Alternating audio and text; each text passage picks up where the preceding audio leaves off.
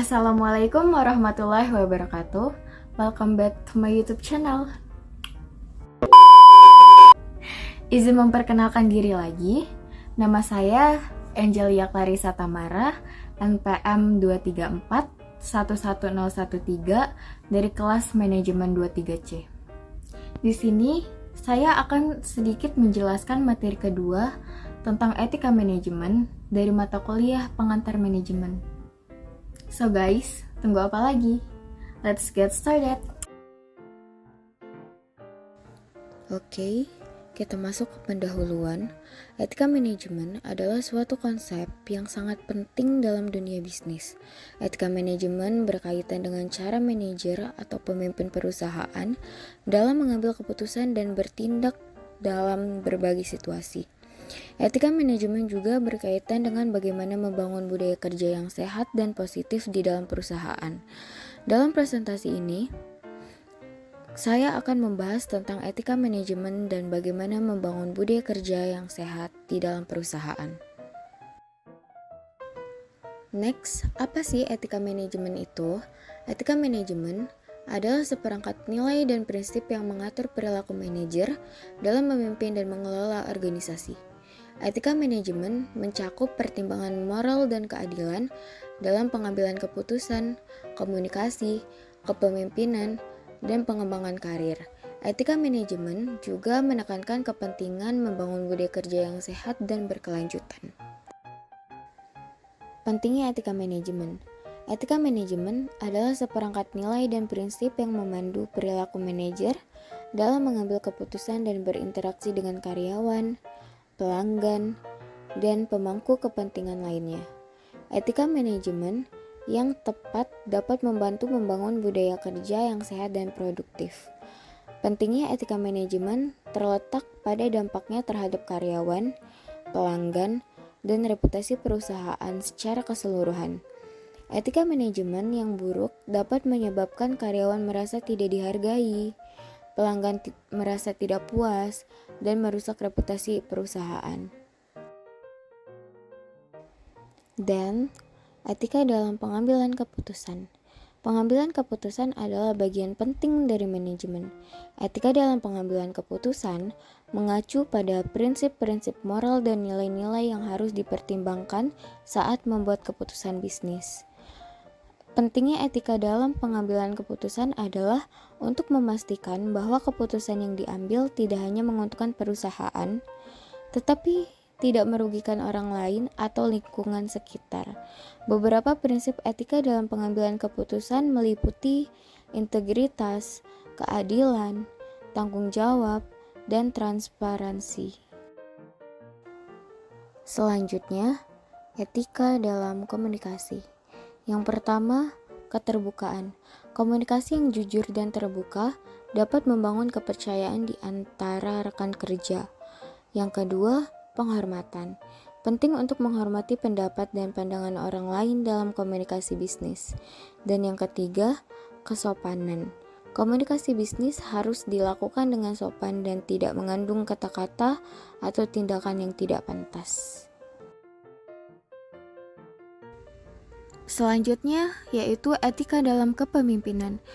Yang pertama, integritas. Seorang pemimpin harus memiliki integritas yang tinggi dan menjadi teladan bagi bawahan. Integritas mencakup kejujuran, keadilan, dan tanggung jawab. Kedua, keterbukaan. Seorang pemimpin harus terbuka terhadap masukan dan kritik dari bawahan.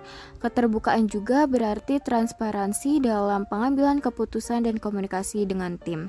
Dan yang ketiga, empati. Seorang pemimpin harus memiliki kemampuan untuk memahami dan merespons perasaan bawahan. Empati membantu membangun hubungan yang baik antara pemimpin dan bawahan. Yang keempat, etika dalam tim kerja. Kerjasama tim meliputi membangun kepercayaan dan saling menghormati antar anggota tim, menjaga komunikasi yang terbuka dan jelas di antara anggota tim, menghargai perbedaan pendapat dan mencari solusi bersama.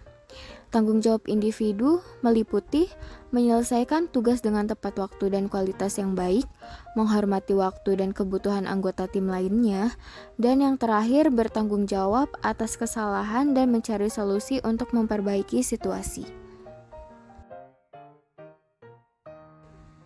Dan yang terakhir, etika dalam pengembangan karir.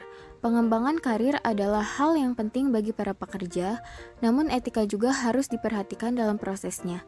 Berikut adalah beberapa hal yang perlu diperhatikan terkait etika dalam pengembangan karir. Yang pertama, jangan menyalahgunakan posisi atau kekuasaan untuk memajukan karir seseorang. Yang kedua, berikan kesempatan yang sama untuk pengembangan karir kepada semua karyawan tanpa memandang latar belakang atau hubungan pribadi. Dan yang ketiga, jangan menjanjikan promosi atau kenaikan gaji yang tidak realistis atau tidak dapat dipenuhi. Oke, kita masuk ke studi kasus etika manajemen dalam perusahaan. Perusahaan XYZ. Perusahaan XYZ adalah perusahaan yang bergerak di bidang teknologi dan memiliki karyawan yang beragam latar belakang dan budaya. Perusahaan ini sangat memperhatikan etika manajemen dan membangun budaya kerja yang sehat.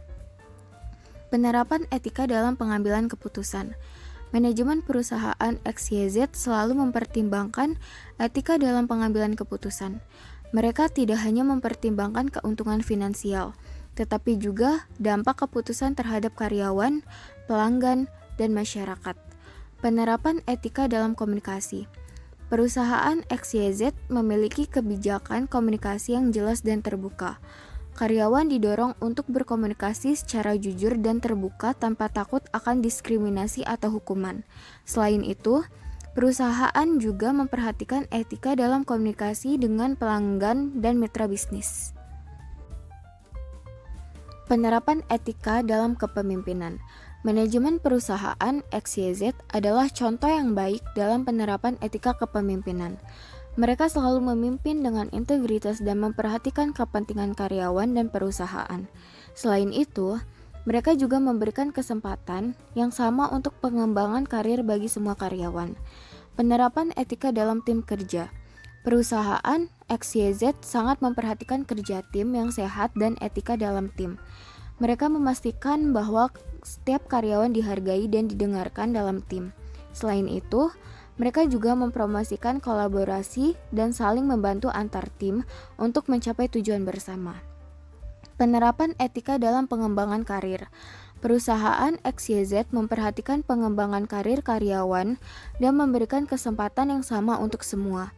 Mereka juga memastikan bahwa proses promosi dan penghargaan didasarkan pada kinerja dan prestasi, bukan favoritisme atau diskriminasi.